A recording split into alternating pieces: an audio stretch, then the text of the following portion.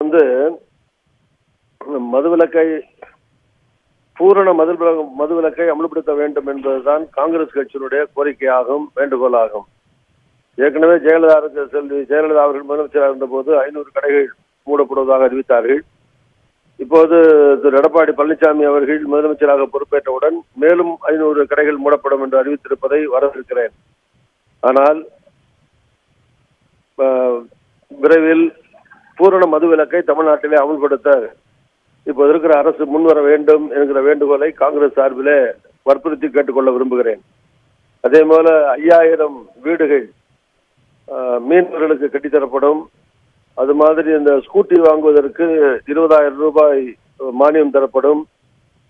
வேலை இல்லாத பட்டதாரிகளுக்கு, இளைஞர்களுக்கு அவர்களுக்கு தருகிற ஊதியம் 2 மடங்கு ஆக்கப்படும்.